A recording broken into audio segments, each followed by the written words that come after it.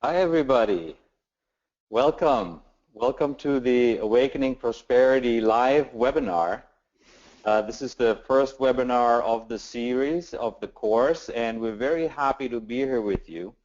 Actually, we have a lot of important information to share, great material, and there are some exercises that we want to do with you here today, and just basically start this transformation that all of you have begun both through the video series and the fast start videos and the invocation that has started. We want to help you get to the results that you're thinking of in your life as quickly, as joyfully, but also as safely as possible. So the online program, this call, and all the materials that you'll find in this course, and also a live event that we're going to tell you about later in the year, they're all part of what we call a conscious shortcut to actually evolve, awaken, and also actualize this aspect of prosperity in your life that we're going to be sharing with you here today. But before we jump in, actually, I want to give you a moment here to prepare yourself so that you can really get the most out of this live call. So take a moment, and if you have your cell phone on your desk in front of you, or you have it maybe in your pocket, take it out, turn it off, or silence it so that you can actually listen and concentrate fully on the call. Make sure you got a pen and a paper there with you, and then find a comfortable seat, whether you're in your car or you're at home, at your desk, or at the office. Make sure you can be comfortable so that you can be open and receptive to what we're going to share with you. And we want you to know that this call is perfect for you and that you're in the right place, especially if you've been struggling with prosperity and abundance in your life. If there's areas of your life where you don't feel like it's what you want it to be, you're not experiencing that wealth, that abundance, that fulfillment. Also, if you've tried a lot of different things to try to create more prosperity and abundance in your life and they haven't worked and you're frustrated with those results. And also, something I've been seeing a lot of lately is, because I was in the movie The Secret, is we got a lot of people that are working what they think is the law of attraction, and they're finding out that they're not wealthier, they're not more fulfilled, but oftentimes they're finding they're just feeling frustrated and actually feeling more greedy. So if any of that's going on for you, we want you to know you're in the right place. I'm Dawa Tarchin Phillips, and those of you who know me, I'm a global mindfulness and meditation expert. I teach awakening prosperity around the world. I'm an author, a researcher, and also a global spiritual leader. And the reason that I am in this work and why I'm excited about this program that Jack and I are doing is because I really care about people. And I want to see you leave behind the worries and also the misunderstanding and the struggles that arise around money and prosperity simply because we have this afflicted relationship or this misunderstanding about what that energy actually is and what prosperity or the consciousness of prosperity actually represents in our lives and how to activate it. And I want to be able to, or let's say I want to help you focus more clearly on your true nature and the gifts and talents that you have and how you can bring those out and offer them to the world. And I'm Jack Canfield, and you probably know me as the best-selling author of the Chicken Soup for the Soul series, the author of the Success Principles, as a featured teacher in the movie The Secret, and a world-renowned prosperity teacher and teacher of the law of attraction. And I came to this work because I want to see people access their full potential and manifest really rich, abundant, and happy lives. And because I want to see conscious people be awake enough and to have enough of the right principles and to be able to create the state so that we can have a greater impact in creating a world that works for everybody. One thing that we'll be teaching you here has to do with the fact that prosperity is in the present moment. So the first thing that we want to do is to have you look at what might be keeping you from even being here with us on this call. So maybe there's kids in the house with you, and there's a possibility that you can't really find a quiet place, but we want to encourage you to go and see if you can find one. Maybe close the door behind you, or sit in the car outside, just so that you can be present with this call. If you're driving, you may want to consider pulling over and finding a parking lot somewhere so that you can be present for the call. Or maybe you got emails coming in. You know, sometimes on our screen we have these notifications that a new email has arrived. So if any of this is going on, or you're thinking about an important meeting later, if any of this is going on that's keeping you from actually being here, fully present, ready to activate your prosperity, then we want to help you take care of that right now. You know, become aware so that you don't let yourself be distracted. Pull over, find a quiet place, because this is actually a practice call. We're not just going to be talking, we're actually going to be practicing the consciousness of prosperity. Okay, now that you've done that, we're going to do a short exercise to just get you in the moment. For the next 60 seconds, I just want to remind you of the invocation that you listened to at the beginning of the week. If you haven't yet listened to it, make sure you do, because these invocations are an important introduction and preparation to the topic that we'll be covering in the webinar later in the week. But the invocation this week is all about trust and about changing our relationship with the present moment experience and with the possibilities and also with the potential and with the realities of the present moment experience. And the invitation that we're bringing you here is to become fully present, to be fully here, and to show up for yourself fully over these next 60 minutes of the webinar. But we're going to start by exploring being fully here for the next 60 seconds. So just for 1 minute, we're going to just be quiet, and you just bring yourself here into this present.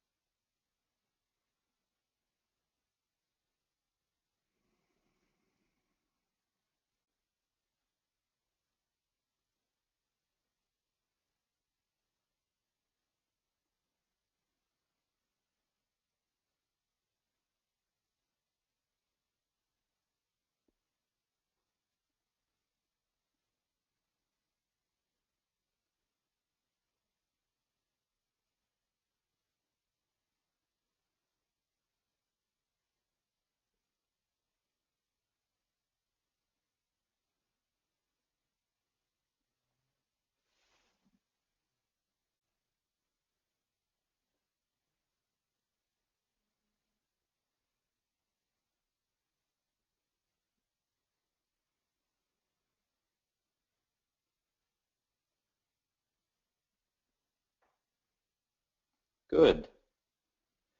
Now, if you're here, it's probably that you've had challenging experiences with prosperity, or the prosperity is not where you want it to be, or your relationship to prosperity carries question marks, carries ambiguities or uncertainties.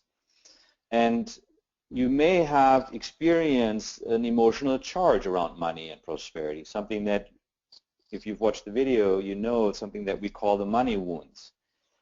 You may also be feeling that you're always not quite there yet, you know, that you're constantly in pursuit of an experience of prosperity, that you think if you just work a little harder, add another 10 hours of work to your week, or get another degree, or get a new job, that somehow just around that next bend, prosperity is waiting for you, but you've been pursuing it for a while and it just seems elusive.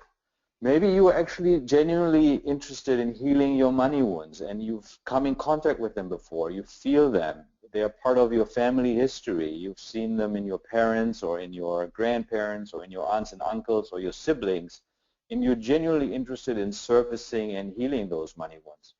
If any of those are the case, you're in the right place. Maybe also you actually want to earn more money, be a lot more abundant, a lot more prosperous, able to support yourself or even your community, and you want to do it with a high degree of integrity, and you have questions about how that might be possible. Or you're looking to a more conscious, more awake approach to prosperity, or you want to actualize your full potential for prosperity and abundance. Maybe you just want to have a greater impact as a human being. Whichever of these reasons, you are definitely in the right place. This is what this program is about. This is why Jack and I have spent nearly a year discussing and working on bringing this here to you. And we definitely have some fantastic practices and knowledge and understanding that we're going to share with you on this call. And we're just getting warmed up in these first few minutes, but we want you to be really aware of what's going to happen for you. We know that what's possible is that as a result of being on this call and the subsequent webinars that we're doing, you're going to be able to stop the struggle. A lot of us are struggling. You know, I always say that struggling is optional, suffering is optional, and so a lot of us are struggling. We don't need to be. You're going to gain greater clarity about how we can create this experience of prosperity right in the present moment. We're going to help you activate your true nature, which always is prosperous, and that you can have a come from that nature rather than trying to create something. It's more of allowing your true nature to emerge. We're going to ripen your understanding of these principles and these practices. You're going to end up achieving your true potential, and you'll be able to take breakthrough actions that come from this new state that you'll be able to experience at a much deeper level, and will help you expand toward your vision and your dreams. Because we want you to really master this energy of money and prosperity and manifest it in a life that matters to you and to the people that you touch. And also to experience the love and joy that comes from being in this alignment and actually having a direct access, a direct line to this quality and this reality of prosperity. And to, from that, be able to have a greater impact. Now, the promise that we want to make to you is that if you follow along this program and you follow along the exercises and you integrate the information and the teaching on the activators, that your prosperity will awaken, and that there's many things that will start to take place in your life. Some of the things that we've seen with past clients is that they're doubling or tripling their income in as little as a couple of years, and that they gain a lot more time off, more mental and emotional ease, greater presence, connecting with their life's purpose in a much deeper way, and also a much greater capacity to empower themselves and to serve their loved ones and their clients and their customers and their audience around the world. So all of these are things that you can be prepared for to experience as you are beginning to allow for these activators to take place in your life. And just to give you a heads up too, later in this call we're going to talk a little bit about a live event we have that's going to be taking place later this year. And this is an event that Dom and I don't want you to miss. And we'll talk about the benefits of a live training. There's a lot that you're going to get on this call, and you're going to get some wonderful breakthroughs that will occur for you even today and as we go deeper in the subsequent calls. But we'll also want you to realize that there are certain things that you can't do on a call, and there are certain things that happen in a group experience that allows you to have even greater breakthroughs, because what happens is if you're in a workshop with somebody and someone else opens up an area where you've been reluctant to go, all of a sudden that vibration activates that in you, and you break through some block or some fear that might have been stopping you, and it's like a chain reaction in the room that just starts to open up everybody. And there's something about, if you may remember in the movie The Secret, if you saw it, John Hagelin is a Harvard-trained physicist, a PhD, said that the power of an intention, of the force field of that intention, is the square of the number of people holding the same intention at the same time. So today, just on this call, the people that are holding that same intention, it has a huge impact, because it's not 5 times, it's like if it's not 5 people holding the same intention, it's not the power of 5, it's 25. If it's 100 people, it's 10,000. And so basically when you get into a room of all the people holding the same intention in that very moment, in that same energy field, some really magical things happen. And there's kinds of experiences that you'll be able to do that we'll talk about that really create deeper awarenesses and insights and breakthroughs that come from interactive exercise where you're interacting with another person. Today you're going to have an opportunity to interact with yourself. We'll give you some questions to consider. We'll give you some things to focus on that will awaken some awarenesses in you that are very powerful. And then when you do those same kind of exercises with another partner in a small group, they're even more powerful. And there's also the opportunity to network with other people when you're in a live event where you're co-venturing with them. You come out, you can support each other with affiliate deals. You have the potential of creating accountability partners and mastermind groups. So we'll be talking about that as well. So stay tuned and we'll let you know about this opportunity that's coming up in a few months. The thing really that we're talking about is consciousness igniting consciousness. Yeah, it's, you know, that that phrase that says you can light 1,000 candles with the light of one candle and that candle doesn't diminish. Well, in a similar way, consciousness can ignite other consciousnesses, and particularly the consciousness of prosperity and abundance. When you're able to bring it into a room, it begins to interact with the consciousness of the other individuals that are present, just as it is happening right now on this call. And so that is another reason why there's a great benefit that comes from getting together. Now that we've covered who we are and who this program is for, and also that we're going to have a live event, I do want to share with you what we're going to do today in the call. We're going to talk about the why there's a need for this new approach in your life. Then we're going to talk about the what, which are these 9 key principles, or the 9 prosperity activators as we call them, and do a short overview to refresh them and also begin to feel how it feels if they're active in your life and if you actively relate to them on a daily basis. And then we're going to move into the how today, which is the first key principle of trust.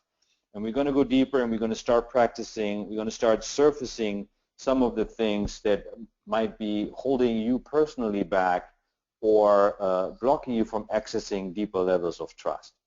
Now, at the end of the call, we're also going to have a bonus cue for you, and we're going to do a little surprise giveaway here during the webinar, where we're going to present you each week with a new cue, or let's say rather a new clue that will lead to an answer at the end of the course. And if you gather these clues and you get the answer, then at the end we're going to give away some free tickets for our guests to the live event, which is about a $2,000 value. So make sure you stay put till the end of the call to receive the first special clue today at the end of this call. So we want you to know that we have a limited time on this call, just about 60 minutes, plus we're going to do 15 or 20 minutes of Q&A after that. And we're going to give you whatever we can in the time we have, and we'll also give you direction on how to integrate the material that we cover today between this week's call and next week's call, so how you can integrate it and make it become alive in your life. But we also want you to know that you'll have access to the recording from today's call, and you'll have access to the recordings of all the day's calls. So for something that you want to go back and listen to again, if you want to go deeper, if you want to do the exercise again as we go through the exercise and you feel like you want to go through it again, you can do that as well. And I want you to also just remember as you go through this that you are not alone. Everybody has to learn these things at some point in their life. We all have to awaken to a more skillful and conscious way of doing things in order to activate and to manifest this prosperity in our lives. So don't be beating yourself up for not knowing this stuff already. A lot of what we're teaching you is not the way most people have been taught to think. If you think about who the mentors have been in your life around money, and then you look at their life and how much money they have. I mean, I know my parents were not very successful in the money world, and so a lot of the things they taught me I had to take with a grain of salt. But when I started meeting people both that were millionaires and billionaires and people that had wonderful supportive relationships and people like Dawa who were, you know, spiritual masters, etc., I said, these are the people I want to learn from. Now, here's how this online program will start to alleviate some of your pain and some of your struggle. The important thing to understand is that when we're talking about prosperity within the framework of this program, we're not talking about a better future. We're not talking about focusing on achieving prosperity in the future. We're talking about elevating and transforming the experience that you are having in the present, every single moment. Because the only time, and this is something that we don't only know from contemplative insight, but we also know it from science, is that the only time is this present moment. The only time there is this now.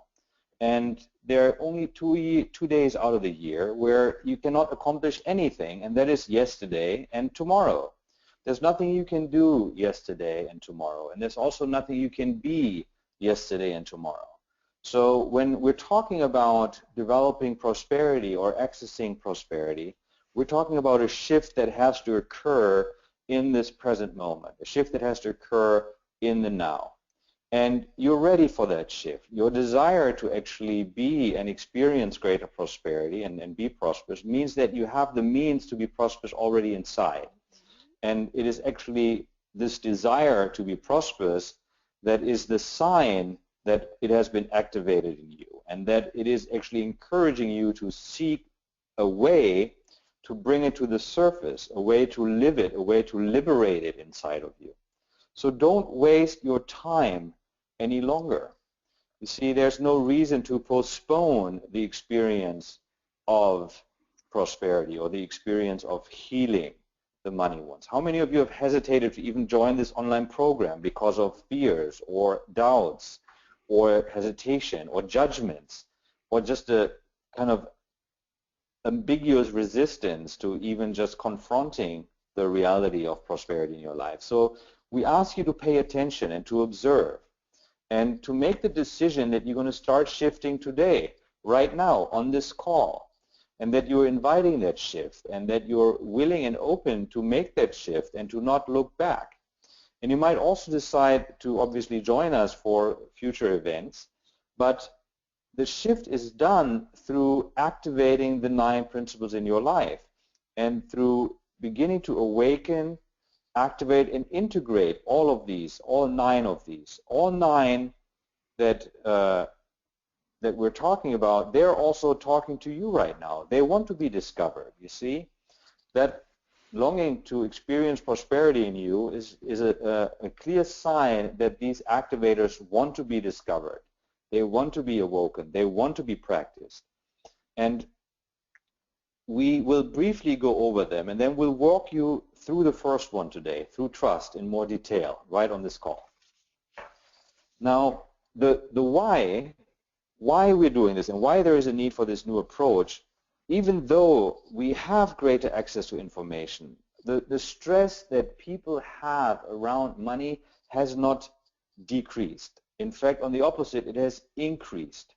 And we've yet to really examine and heal that important relationship. It's everywhere. It is blocking our political system. It's blocking our educational system. It's blocking our healthcare system. Everywhere people are worried and anxious and have resentments and conflict around this important energy. And yes, there is a lot of information available on the internet, but information doesn't equal transformation. Just being able to read about something doesn't yet mean you're able to transform your relationship to it.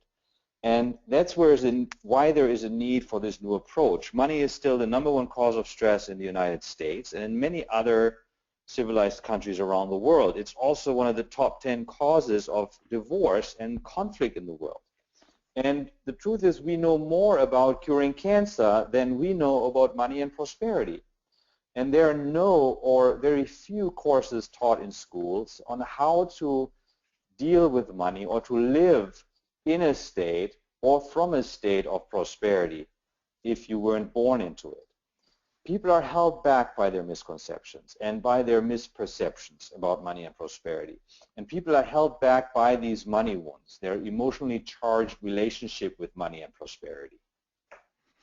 And what's happening as a result of this misconceptions and misperceptions and the emotional charge that people have around their money wounds and the fear that's created around money is this led to both greed and to poverty. And as you can see, that's harming our current world. We live in a world today where 50% of the world's population lives on less than $3 a day. In America alone, we have 47 million people living below the poverty level, and yet 10%, some argue only 1%. You know, Bernie Sanders would tell you it's 1/10 of 1% of the people in America own 90% of its wealth. And globally, the richest 1% of the world owns 48% of the world's wealth, which means that 1% owns nearly what the entire rest of the population owns put together. And so we have a lot of people, as a result of this, that are demonizing money, that are causing resentment and hate around money, and perhaps even hating people with money. And, you know, the 99% resenting the 1%, you know, the Occupy Wall Street movement that occurred. And obviously there are things that are off, and we know that, but obviously resentment and hating is not the solution. And so both greed and demonizing money are unskillful extremes, and ineffective means of ultimately creating prosperity, which has to come from each person creating it within. And what we all need to do is learn how to use money intelligently and wisely, and we're going to talk about that. And we see a lot of fear, a lot of shame, a lot of guilt, a lot of confusion, a lot of avoidance about money. It's something we don't talk about. When I grew up, my parents said, don't talk about sex, don't talk about politics, don't talk about money, and don't talk about religion. You know, these are things that get people upset. And of course, that doesn't really resolve anything. Just, you know, kind of puts a happy face on top of an empty gas tank. You know, I love that metaphor, putting a happy face on top of the gauge in your car. When it's empty, it doesn't make it full. And so we have to learn to address this. And this is what we're about to start to do here. So our intention is to really help you move into this. So we're going to start now and really dive into this program. Our intention is to reach the people of the world and help them redefine that relationship, but also to make money conscious itself, the consciousness of money. Can you imagine if the 99% actually started to awaken to the genuine power and frequency of money and prosperity? That would create an immediate shift in the global dynamic around wealth distribution. So we're planting a seed here today. We're breaking with an old paradigm, and we're beginning a very large movement of demystifying the relationship between money and spirituality, between money and consciousness. Personally, over the years, I've been contacted again and again by different spiritual masters from different backgrounds and traditions who wanted to meet, you know, privately to discuss how to resolve this conflict, because they were ashamed that they needed help. They were ashamed to openly talk about it because of the public perception around spiritual mastery and what it's supposed to be like if you're a spiritual person, and that you're not supposed to have to explore these things or discuss these things or try to solve these things. And so I could really firsthand see some of the hypocrisy and some of the struggle that goes on behind the curtains in our spiritual communities around the world of all different traditions, because we are not having an open conversation around this important topic. But everyone actually needs to, in their process of awakening, needs to integrate this understanding, needs to come to a place of awakening, needs to come to a place of integration and ultimately mastering around this energy. Now, what are we going to be talking about today? We're going to be talking about these 9 key principles. And here's a quick overview about what these 9 key principles are again and what they mean. Trust is about trusting your life, trusting one's own true nature, and cultivating some gratitude and also some knowing what this true nature actually is. Now, for that to happen, there needs to be an intimate relationship. And this intimate relationship leads to direct experience. There's a blessing, you can say. There's a form of grace that comes from befriending your true nature, from actually being interested in it, from inquiring about it, from exploring it actively through conversation, through reading, through reflection, and to move from just thinking about it, from just, let's say, conceptualizing it, to actually getting to know it, to actually becoming familiar with it, and not living so much within the concepts of the conditioning of the rhetoric you've been exposed to your whole life, but to move beyond that, to get intimate, to get really close and intimate with who you are. And we're going to dive deeper into this in just a few minutes, how this is done. The next one, willingness, as you know, it's about our profound unwillingness to actually take action, particularly action that lies out of our comfort zone, action that's inspired by the heart, that might be, you know, some kind of intuition or inspiration, and yet we're so afraid to act on it because we don't know the outcome, and there's so much uncertainty about what will happen and what it will bring about.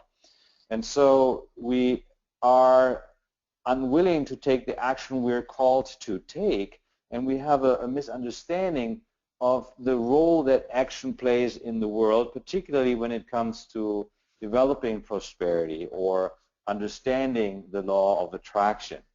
And by shifting from unwillingness to willingness, even though we're not yet necessarily so clear on what we'll do, we've already made a tremendous shift in our own inner state, in our energy system. No, I'm excited about this. We're going to dive deep into willingness next week. And one of the exciting things about that is I was working with Dawa over the years developing this course is my own understanding about willingness. A lot of years it was about trying to get rid of the things that were blocking my willingness rather than just choosing to settle into and activate willingness. And that subtle shift has made a huge difference in my life. And I see a lot of people who are out there practicing law of attraction, they think, and the inspirations come to them if you do it correctly. We'll talk about that. But then they don't take action, and they wonder why they're not getting the things they want. Why aren't I a millionaire already? I've been visualizing and meditating and affirming and doing all these things, but that action thing that's stopped by fear and limiting beliefs and so forth, you're going to see a revolutionary way to work with that. Because willingness puts the focus on the solution, away from the obstacle, away from the fear, away from the negativity, away from the doubt, right onto the remedy. I choose to practice willingness. If you choose to practice willingness in your life, you will see your life change right away. Even in this very moment, if you choose to be willing to go through the experience of having your prosperity awakened, if you choose to be willing to have that experience, this is the start. It starts right now. Literally in this moment.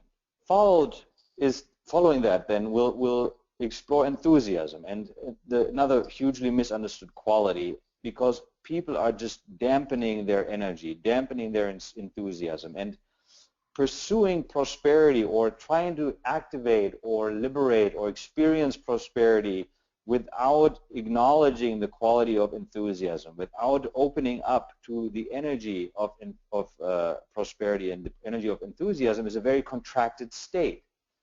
And it's like your heart is blocked, like your body is blocked, and you are struggling with just opening up and letting go and surrendering and letting yourself be filled with the life that is you. One of the things we're going to see in this course, and it was a great breakthrough for me again, is I remember taking a Tony Robbins workshop, and we had to be talking about something we cared about, and then on a scale of 1 to 10, how enthusiastic we were, and then we had to amp it up 10 times more, and then that was 1, and 10 times more. People were standing on our chairs screaming, but we were creating this false enthusiasm. It was like acting. It was like playing a role. And then what we're going to be helping you do is really get in touch with how to allow the enthusiasm that is natural, that exists in you, that wants to be expressed, that was repressed perhaps in childhood, but being told to sit down, shut up, don't interrupt your parents, sit still in class, whatever. The word enthusiasm comes from the Greek word entheos, theos meaning God, theos, the root word of theology, and in is to have it in you. So when you have God in you, when you have the spiritual energy in you, call it whatever you want, the creative life force, it naturally wants to express itself. Little kids, we have to, they're always wanting to climb up on the chair, and they wanted to do this, and they want to sing a song, and they want to drive the car, they want to push the lawnmower. They are enthusiastic about life. And we're going to help you reconnect to that natural place that requires no effort, no acting, but rather an allowing of the natural part of you to come forward. And that's going to really magnify the prosperity that you'll be experiencing. And there is this relationship with ambition, as if ambition was a bad thing. It's a kind of part of the religious doctrine of so many teachings in the world, that ambition is not a spiritual quality. But the truth is, it's not that ambition is not a spiritual quality, it's that the confusion around ambition creates suffering. And if the ambition is solely focused on reifying confusion or illusion or negativity, then that can become an obstacle. But that has led so many people to repress the quality of ambition in their life. And so here, this process of opening up to enthusiasm is also cleansing your own experience of ambition and letting the ambition that is within you, that is the source of your journey to mastery and to maturation and to spiritual growth, to actually let that out of the box. Yeah, this whole notion that you shouldn't shine too brightly, or that it's a bad thing that you want to achieve certain things in your life, is something you have to let go of. It is it's like poison for the mind, and it is because of misunderstandings around who you truly are and what is actually possible for you. I was just in Russia, and I was running a workshop, and that was one of the most unenthusiastic groups I'd ever met. And after a few minutes, I realized that, you know, there's something called the tall poppy syndrome. If you stand out in a repressive culture, you get cut down. Like the tallest poppy in the field's the first one they go to harvest. And so you see whole cultures, whether it's a school or a church or a country, where it's not okay to be ambitious. It's not okay to be excited. And so, as I said, again, we're going to help, you know, overcome that and allow that natural spontaneity to come on. I will say that by the end of the day, and in the workshop I did in Moscow a couple of months ago, everybody was alive and dynamic. So this is not complicated to achieve, and we'll make sure that you are experiencing a lot more aliveness, a lot more joy, a lot more enthusiasm as we go through this. Your nature is meant to shine, you know, your nature is meant to radiate, and the level of your enthusiasm has to be equal to the prosperity that you want to manifest. It is one of the variables, yeah, the energy that is coming through you, the amount of mind or creativity or love that you are willing to let come through you has to equal to the level of prosperity that you're wishing to manifest. Now, when it comes to power, is another important aspect, because it's an ambiguous aspect for people. They have ideas and judgments around it. We all do, because we grow up in these political systems where there's so much misuse of power. But we're talking here about power over yourself and accepting power as a natural quality in your life, as something that you can cultivate, understand, that leads to self-discipline and ultimately leads to self-mastery. And when you experience that maturation of power in yourself, then you realize that the world is losing its power over you, but that through your development of mental and emotional and also verbal and physical practice and discipline, you are able to exercise power over your own life and your environment. And that is a state free of victimization. The world is a reflection of you. The world reflects both of your realization and your misunderstandings. And in that way, when you're adopting or accepting your own power, then you're beginning to actively engage with this reality. Patience is about finding courage to be present and also being able to focus, being able to stay with this journey, on this journey. It's quite obvious that if the journey unfolds in the present moment, that your ability to be present and to be patient in the present is of this importance in this process. But it also covers things such as focus and perseverance and maturity that comes from it. The integrity is about understanding the different universal laws and being also able to tap into them, activate them. And the most important relationship, obviously, that you're going to have to work through is the relationship with money. Jack, you might want to share a little bit about the story that it took for Chicken Soup for the Soul to become successful. Well, basically, you know, we had 144 rejections over the course of 2 years from publishers before we actually got a publisher. And what happened is that if we'd given up after 100, I wouldn't be on this call today because no one would have ever heard of me. And so, you know, I just knew in my heart that this was something that wanted to happen. And so I think what Dawa and I will be talking about when we dive deeper into patience is the idea that the bigger the goal, the bigger the project, the bigger the impact, the bigger the experience you want to have, the more patient you need to be in order to bring about that experience. And so patience is a real important aspect of prosperity. And also, whenever you're impatient, you're no longer in the present. You're in the focus of the not having of something you think you should have already. And so impatience implies that you're not in the now and you're not appreciating the now. And when you leave gratitude and when you leave the present moment, prosperity begins to diminish. And so it's one of these conundrums and one of these paradoxes, if you will, where we're trying to do something we think will bring us prosperity in the future, but in the process of leaving the now in order to do that, by being impatient with what hasn't showed up yet, you actually slow down the process rather than speed it up. And once someone gets that, it really is revolutionary in terms of their experience.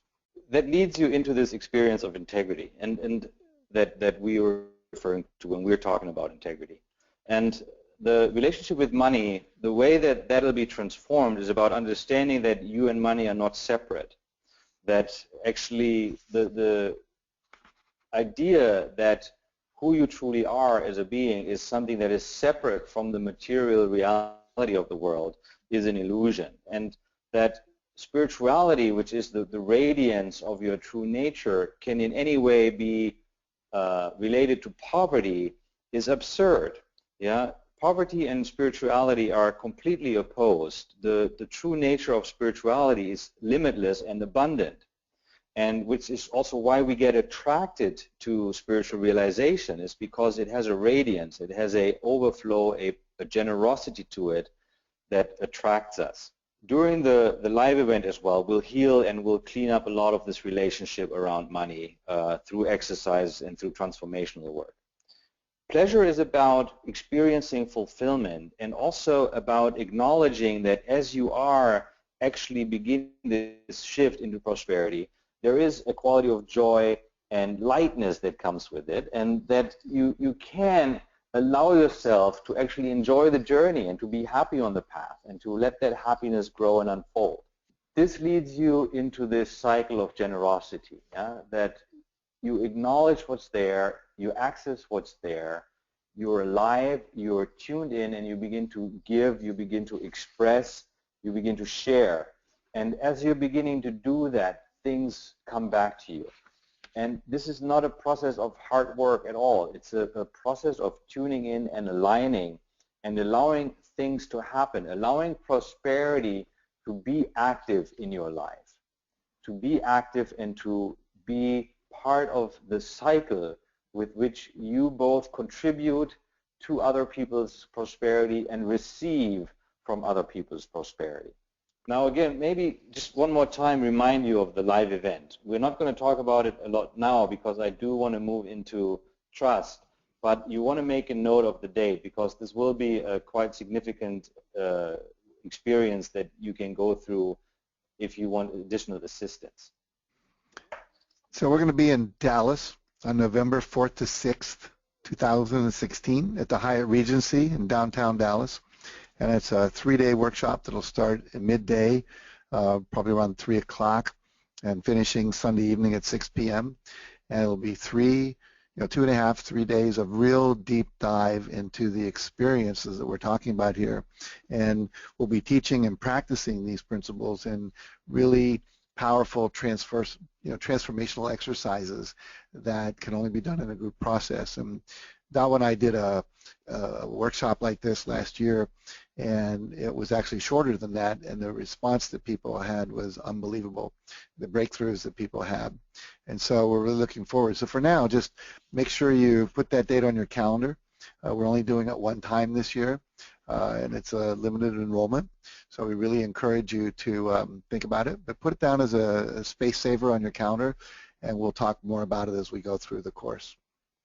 So we're going to dive in now to the how, which is the first principle that we want to spend the rest of the time on today, is the principle of trust. And what we're going to do is we're going to explore it first to look at your current conceptual understanding of what trust is. So you have a piece of paper, hopefully, or a notebook, or maybe your iPad, but someplace where you can capture the answers. I'm going to ask you to think about a couple of questions, and it's really important that you capture the answers to those questions. So I'm going to ask you a question. I'll give you maybe 30 seconds, 45 seconds to think about and write down your answer. Write down the first thing that comes to you, and then we're going to see if we can deepen your understanding and clean up some misconceptions about how we relate to trust. So on a piece of paper, the first thing we want you to write down is your answer to the following question. What is your current understanding of trust? What does trust mean to you? What do you think it is, trust? So go ahead and write down what you think trust is.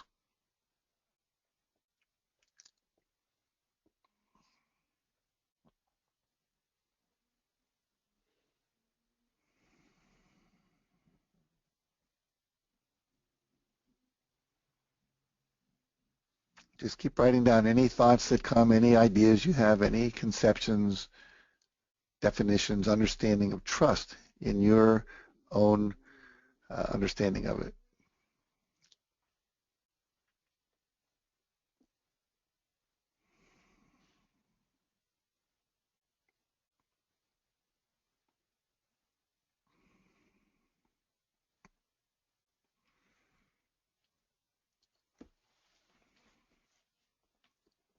Very good. And you can obviously, after the webinar, you can continue to add to this. But we want you to think about now and write down the answer to, where do you think your ideas of trust come from? Who first introduced you to what you understand to be trust? You know, who shaped that experience of trust? Who did you model after? For example, maybe your parents are divorced and one of the parents that you ended up living with or spending a lot of time with would always complain about the other parent, and you learned that people of the opposite sex are not to be trusted. Or maybe you grew up in a certain part of the world or a certain part of the country, might be that, you know, you learned that to think and not trust certain people like urban liberals or rural rednecks or Jews or Muslims or Arabs or Christians or non-Christians or Americans or Russians or white people or black people. You know, these people can't be trusted. Perhaps that was part of your conditioning and education. So just take a moment now and think about, where did this understanding of trust, how do I trust, who do I trust, what do I trust, where did that come from? Where do these ideas stem from in your experience? So go ahead and write now for a minute.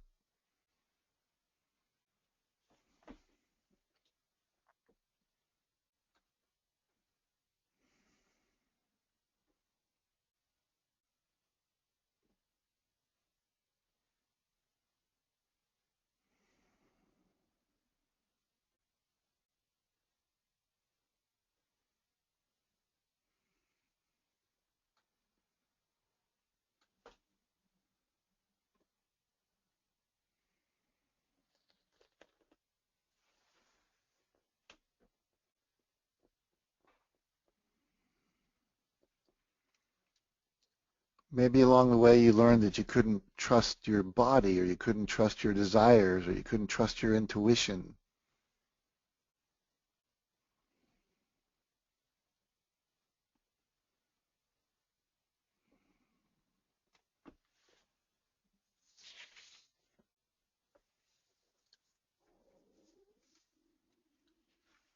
Or maybe you learned that the idea that people have to earn your trust.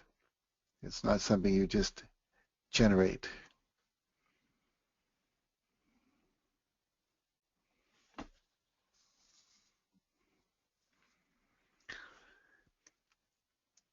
And just tell a quick story out of my life. A major trust wound, if you will. We've all had them.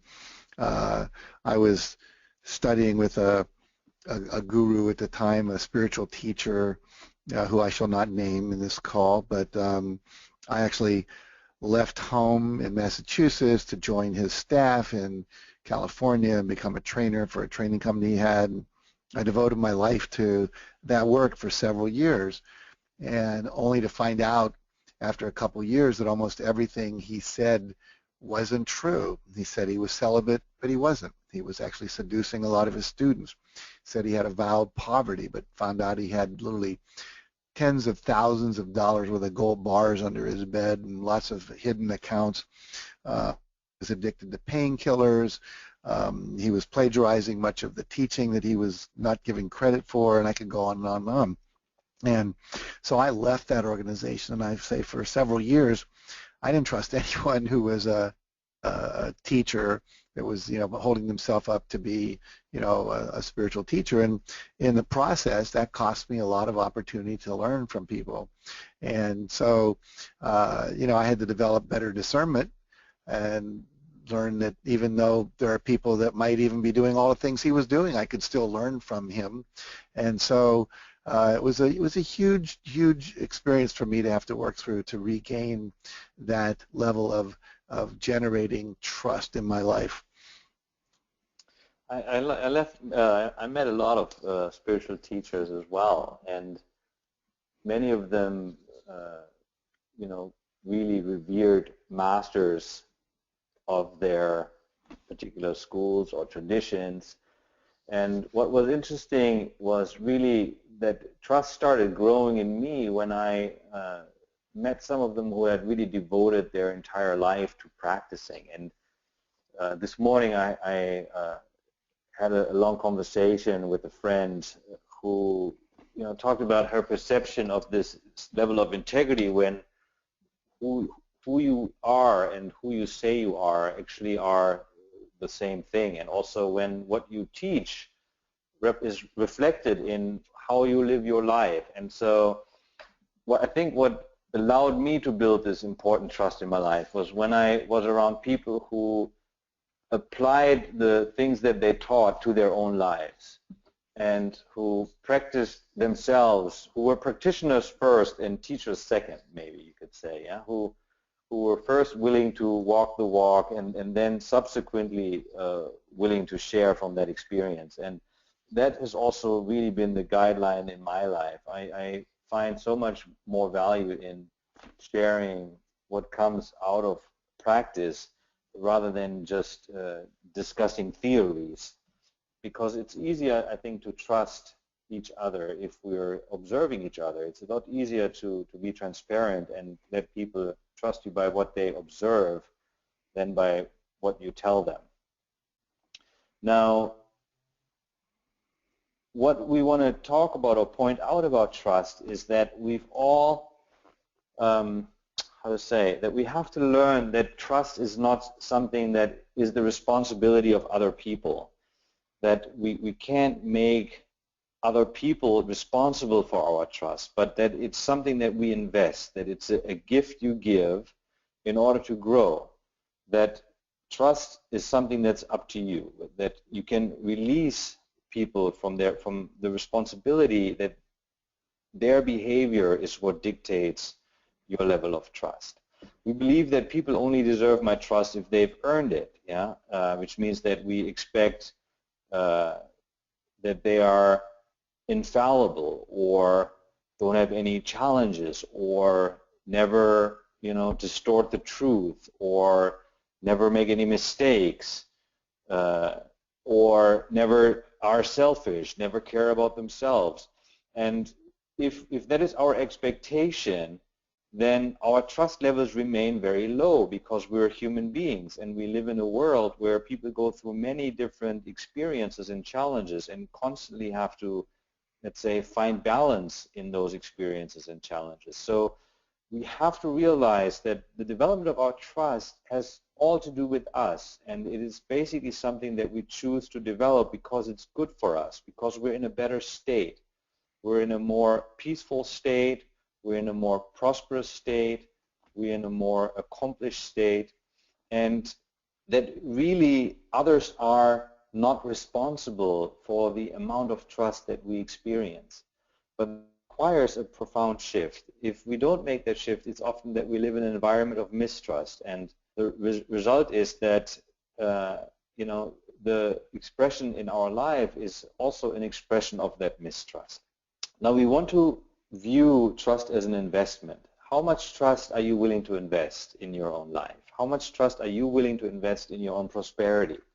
Are you willing to trust the prosperity of your true nature? Are you willing to trust the wisdom of your own nature? Are you willing to trust the possibility of your own journey, of this path, that you can make this transition from a contracted state, a fearful state, a worried state, an anxious state, to a state of prosperity and abundance? And there is something that we want to point out. It's called the what if red flag, is that oftentimes thoughts and ideas enter our mind, but what if this, but what if that? And oftentimes what follows after the what if is worries or negativity. What if everything goes down the drain? What if things get worse? What if bad things happen? And so what we don't realize is that what comes after what if is pure imagination. It is just a scenario that you're imagining.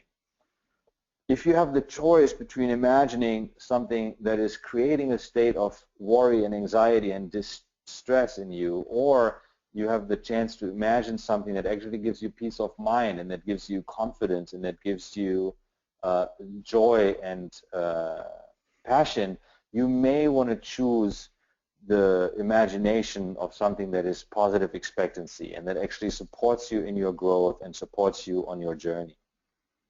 Now, with this understanding of trust as an investment, yeah, really realizing that you have the ability to take responsibility for your trust, you have the ability to tune into this quality of trust, then what are the thoughts or the attitudes or the imagination or the words or the actions that would actually express that in your life?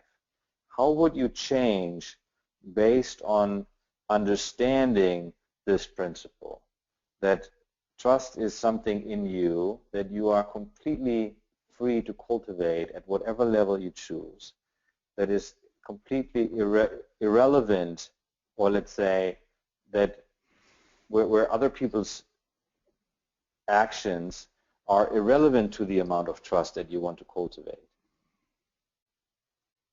How do you think you would feel? How would you speak? How would you act if you were coming from a state of trust rather than trying to get to a state of trust? Where would you need to make the adjustment? Go ahead and write that down.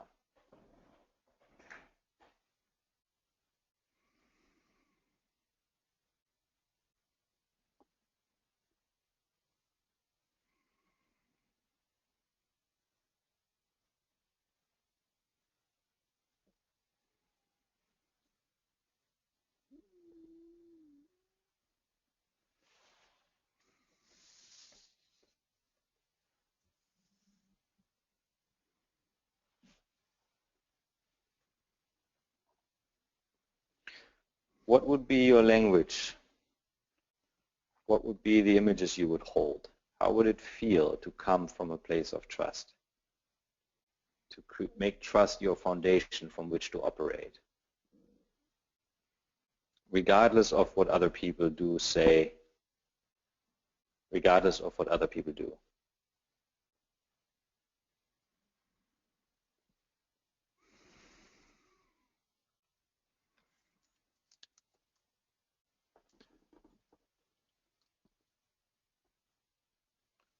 So I want you to write a little more. I'm going to ask you a series of questions.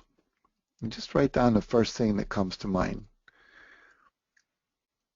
The first question is, who or what currently deserves your trust and is not getting it? That includes yourself as well as other people. Who or what currently deserves your trust and is not getting it?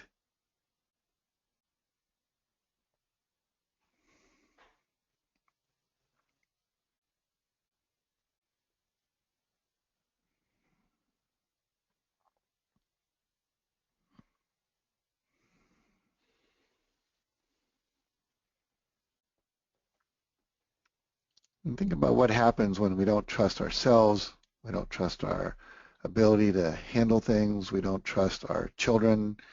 What does that communicate to them?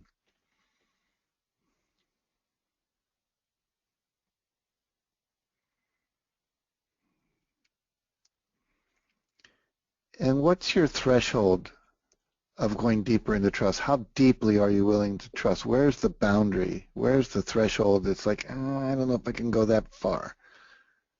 Where's the line? Where does it stop? Where do you stop?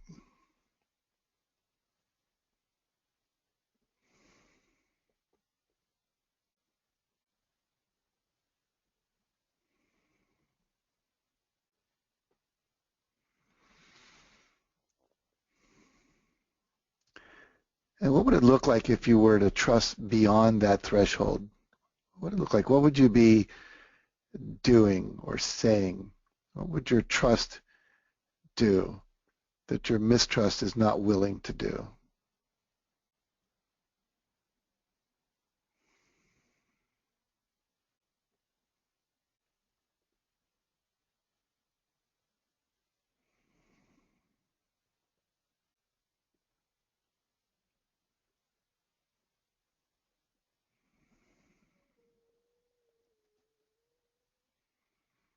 And what would it feel like to actually demonstrate that much trust, to activate, to express that much trust? What would it feel like? What feelings do you think would come up?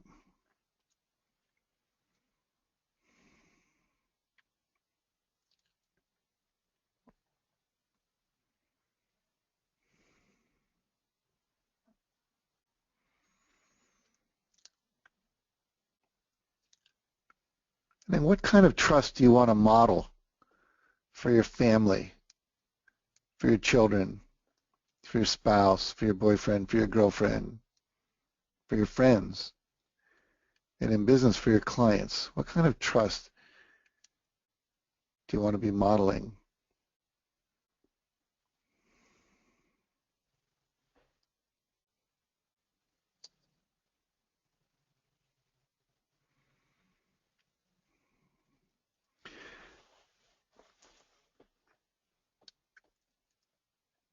And when Dharma talks about trust as an investment, which it is, where are you willing to invest trust? Now that you've been on this call and you're realizing that I have to invest trust as one of the activators of prosperity, where am I willing to do that? Think about where you can do that in your relationships, in your work. The willingness to actually do it.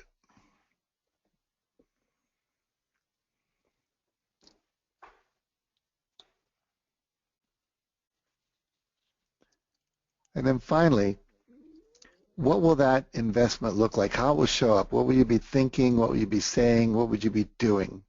Be real specific. If I was investing trust in this situation or with this person or this group, what would I be doing? How would it show up?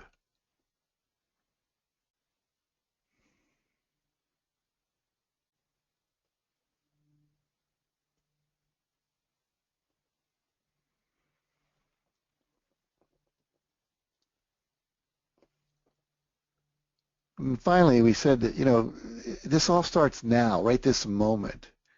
That story I told in the videos about the person that said, I wish I was as thin as you were. And my friend said, well, then put that cookie down. It's not tomorrow. It's not then. It's now. It's now. I want you to focus on that, making that commitment right this moment to be more trusting, to show up that way, to see what happens, to have it be the experiment so that your own experience will give you the outcome of this investment. And so what I'd like you to do is to craft a statement and write this down. I, then fill in your name, choose to invest trust in, and then fill in the blank.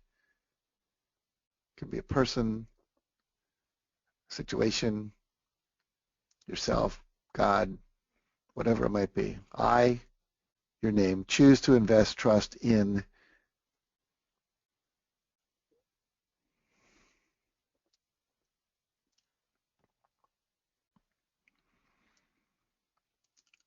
And then make sure you take this statement and you put it on a 3x5 card or a piece of paper where you're going to see it every day, like your bathroom mirror, on your refrigerator.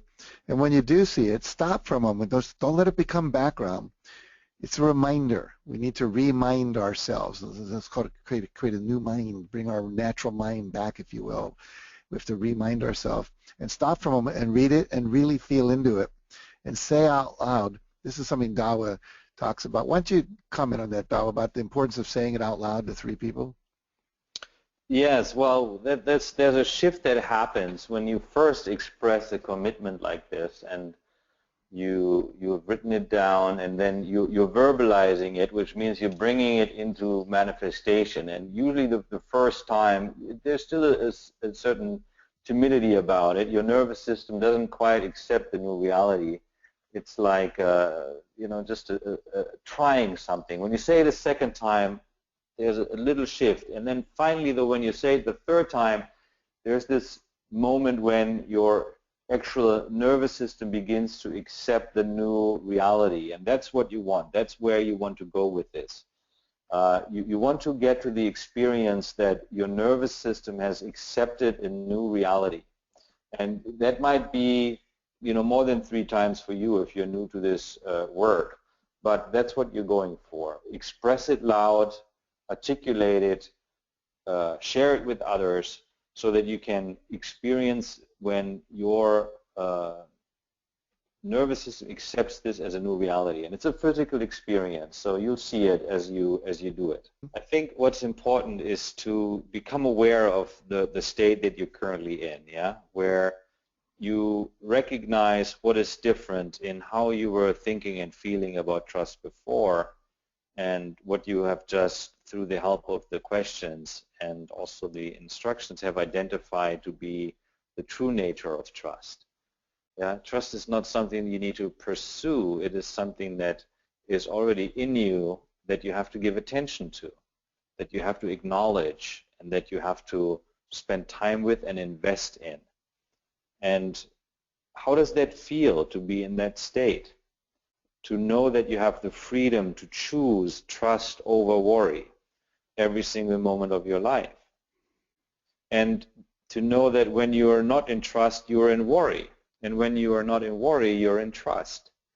So that you know you have a guidance system right there every moment through your own experience. And it's so important to understand the relationship between trust and prosperity and abundance, because prosperity and abundance is not something we want you to pursue all of your life. It is something that we want you to experience every day of your life. And that's very different. We're not trying to promote the idea that you should be pursuing wealth or pursuing prosperity with the rest of your life. What we're trying to promote is that you should be experiencing wealth and you should be experiencing prosperity every day of your life, because that is your birthright. That is your true nature. And it starts by by cultivating trust as an important choice for being present, choosing to bring yourself to the present, choosing to cultivate and engage and deepen trust in the present.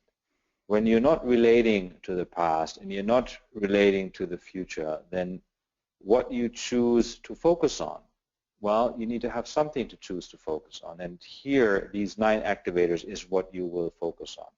Focus on trust. Focus on love. Focus on joy. Focus on abundance. Otherwise, the focus slips back again, and usually you end up again, feeling like you're not where you need to be, that you should be rushing and anxiously trying to get to the future, or you're struggling with the memories and the burdens from the past. So this is such an important thing, and it expresses itself in opening up, in recognizing that your true state, your true nature actually is the prosperity of the present moment. As we go through this course, you're going to see that all of these 9 activators act in accordance with each other. They are interconnected. And so, when we first begin, I know when I first started learning these principles, they were a little bit different than what I'd grown up in my Western education from, the science courses I took at Harvard and all those kind of things. And this was a little different. And so as we open up to these, they will start to become more grounded, more integrated, more real to you.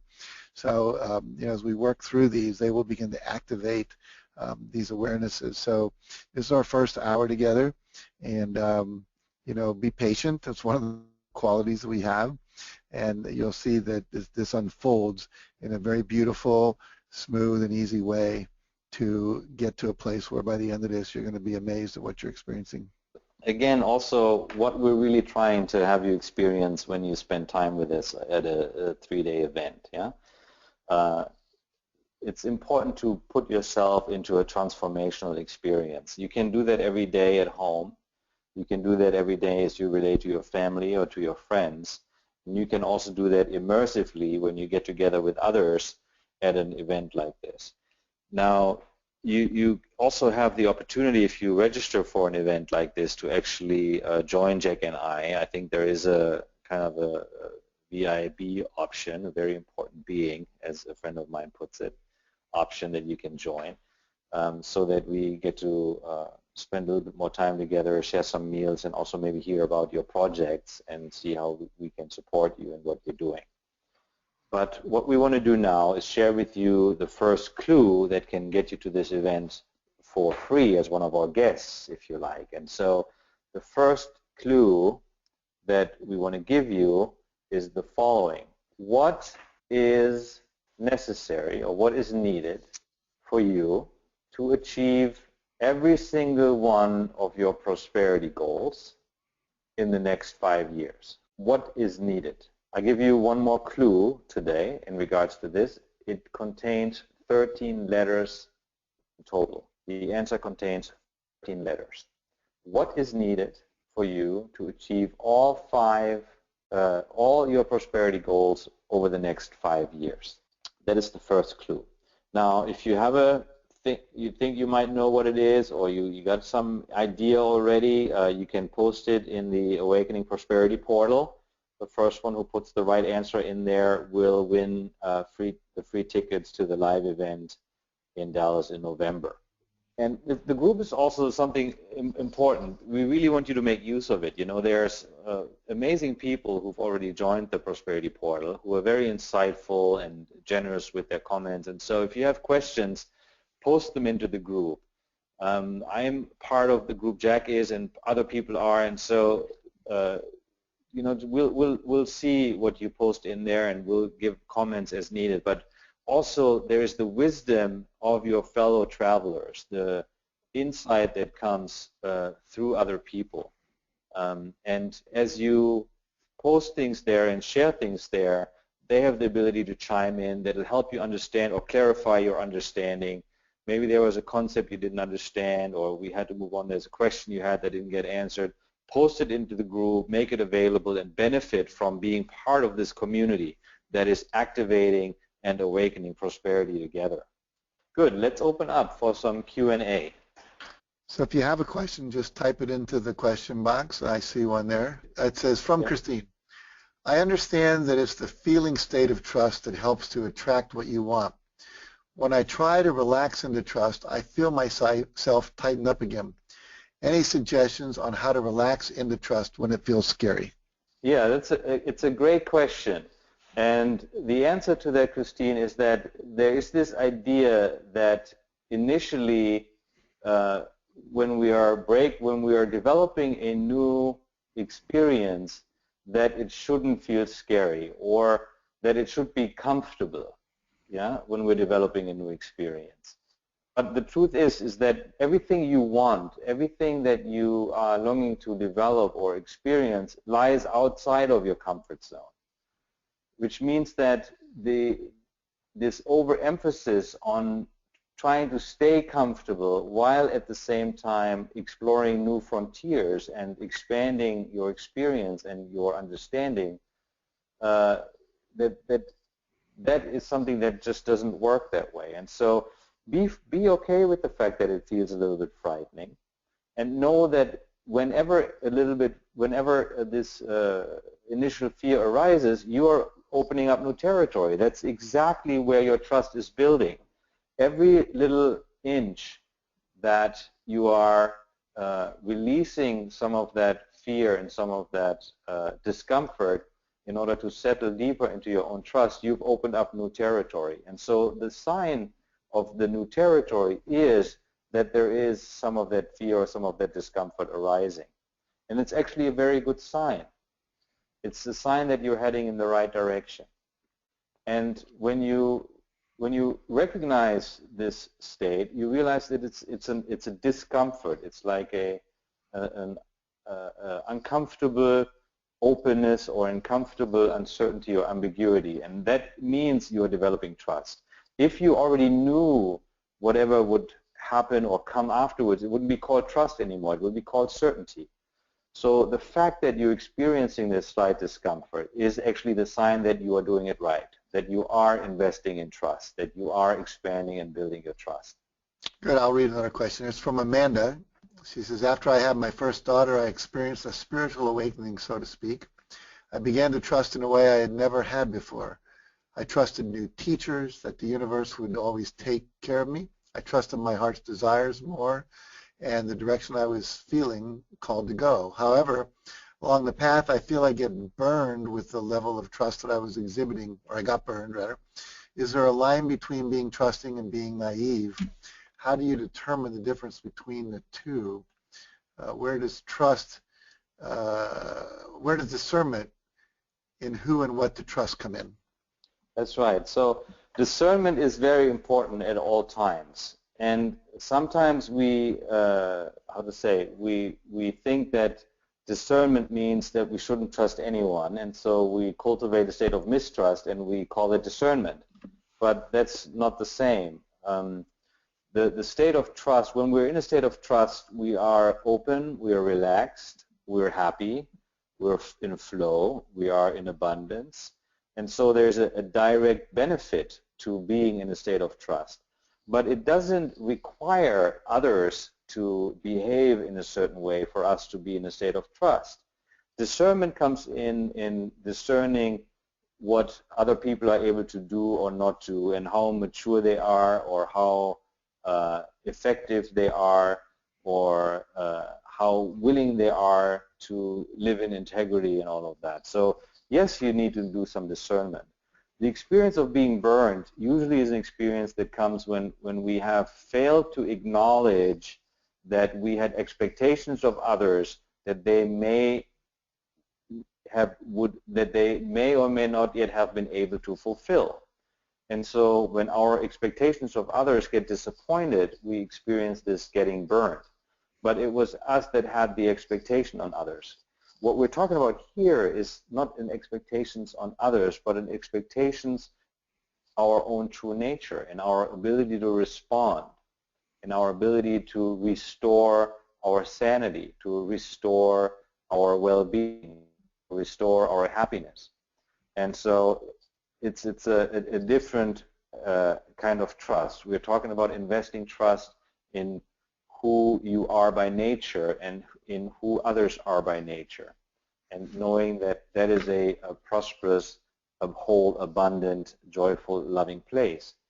And the discernment is important to distinguish between people's ability to live and access and come from that place or not. Yeah, I think just add that not to have an unrealistic expectation when you have awarenesses that would, if you were paying attention, would lead you not to expect that. Like, I don't expect a wall to become a car just because I wish it was, nor do I expect certain people to act differently than they do sometimes. I think one of the great insights for me was a family therapist I studied with many years ago who said in any given situation there's three things to be aware of: yourself, the other, and the context or the place you find yourself.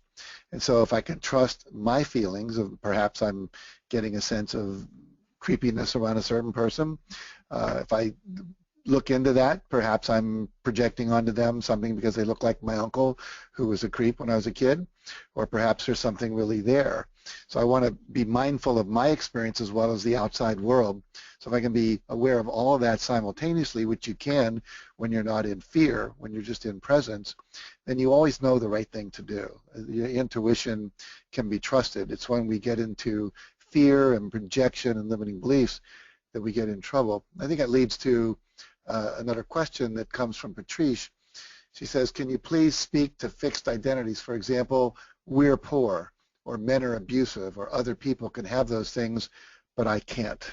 Well, these ideas, Patrice, are ideas that what we call conditioning, yeah, and they are ideas that are taken to be true without being examined. And we all have ideas like that. We call them also, maybe I'd say veils of knowledge or veils of understanding, where we think something is true even though it's not. And we know that there is, if it was true, it would be true for everyone. But we haven't fully examined whether or not they're true or not. One method that you can use if you wanted to work with something like with those kinds of fixed identities is the work of Byron Katie called The Work. Yeah, it's simply called The Work. You can find it online. It's a 4-step process for identifying and releasing some of these fixed identities. But we'll also be working with this during our live event. the main thing in working with these fixed identities is to understand that they're not fixed. They're simply held in place through your attachment to them and through your investment in them. In other words, if you stop feeding them, they will become weaker and eventually they will dissolve. But the habit is to keep feeding them. And the reason we keep feeding them is because there's something we get out of it. Maybe we get a victim identity out of it, that we can feel sorry for ourselves, or we get the opportunity to blame other people, or we get the opportunity to complain about our situation. So there is a payoff for maintaining those fixed identities. If we're able to release that payoff or identify it or surface the payoff, oftentimes we're able to free ourselves from the fixed identity. I see here a question from Kelly. What if your trust issues isn't with people but with the universe? That it's the universe that might not work for me? Well, I have to say one of the major decisions that I made that changed my life, and it actually came from Albert Einstein, who said one of the most important decisions you have to make is whether you believe the universe is a benevolent universe on your side, or whether you believe the universe is a hostile universe that is kind of not out to get you necessarily, but is a dangerous place to be. And I, many years ago, made the choice to just choose to believe that the universe was on my side, that one of my mentors, W. Clement Stone, called it becoming an inverse paranoid, believing the world was out to do you good, whereas the paranoid believes the world was out to get him. And when I made that decision and chose to act from that presupposition, from that belief, what happens is beliefs stop being beliefs and become experiences when you're believing it and it proves to be true. And so for me, that was one of the greatest things I ever did. I literally choose to believe that everything that happens is for me. And that even if it's something that's challenging, maybe it's helping me develop a quality I need, like courage or patience or perseverance, or maybe it's a lesson I need to learn in compassion, where perhaps I need to experience something that I've maybe done something to someone else and never realized how maybe hurtful that was or how insensitive it was. And so I get to experience that as a way of building up my ability to be compassionate for people. But what I've found in doing the law of attraction work over the years is I believed that the universe is on my side. I begin to experience it, and I've had more and more and more things just show up. It's almost like somebody's orchestrating the world to give me the experiences I've always wanted. So I would just encourage you to one of the options you always have is to not believe what we're telling you, but to choose to act as if it were true, and then see what happens. Because you've been acting a certain way, that a certain set of beliefs is true up until now, and you see the quality of what is produced in your life. If you choose something different, and for 30 days live that, and then just notice what happens, notice if it's different, and if it is, then continue to do that. I might want to add with that the principle of investing trust, which is kind of aligned with what Jack was saying, stays the same. If your trust issue is with the universe, you're still invited to invest trust into the universe, which means you go first. Trust means going first, being willing to be the first one to put trust out there when we don't quite know yet what will be coming back. Yeah, and that's very different from being the one that is waiting for a sign that it's safe before investing trust. Yeah. Which oftentimes people wait their whole life for some kind of a sign when every moment is the sign. Yeah. The fact that you're here right now as part of the universe, that's the sign. That you're on this call is the sign. That you have gifts and talents is the sign. That you feel this urge to want to grow and open up, that's a sign. So the signs are everywhere. The question is, are you willing to invest in what is behind those signs versus holding out and justifying your holding out with the fact that you decide the universe can't be trusted, when in fact you are struggling with making that first investment. When you shared that, what it reminded me of is there's a classic scene in almost every movie where guns are involved, where two people have a gun pointed at each other's head, and somebody has to go first to pull the gun away from their head. And the minute you do that, then the other person doesn't feel threatened anymore, and they pull their gun away. But someone has to be the first one to lay down their arms and say, I trust. And I think that it's just a good example of the importance of going first. So that's cool. Because it's a reflection, you know. If you're in front of a mirror and you're holding up a gun, you wonder why there's a gun pointing at you. That's good. Yeah, so should we take more? Should we take one more question? Yeah, let's take one more question. And before we do that, let me just tell you too that you can put questions to us.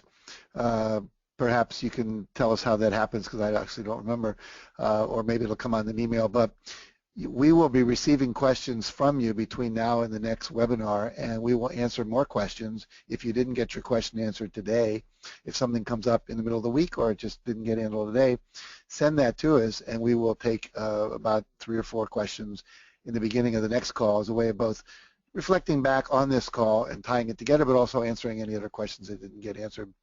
So the last question is from Happy, and she says, how do I use the bonus cards? Do you know what that means, Dylan? I do, yeah. The bonus cards are the activation cards that you have, and the way to use them literally is every single day. You want to have them on your nightstand or on your desk, because this is not, you know, this is not just an idea we're teaching you here. We're teaching you here how to tap into the reality of prosperity, how to actually literally connect to the prosperity of your true nature, and how to begin this transition into this lived experience of being a prosperous and abundant being. So you want to actively engage with these cards. I would also suggest over the next week to really actively engage with this activator of trust in the morning, and to, if you can, revisit the invocation, listen to the invocation, actually follow along with the invocation and invoke and invite the reality of trust into your life. Invite and invoke the reality of prosperity into your life. It is already within you, but you have to begin that relationship, and it has to be an active relationship.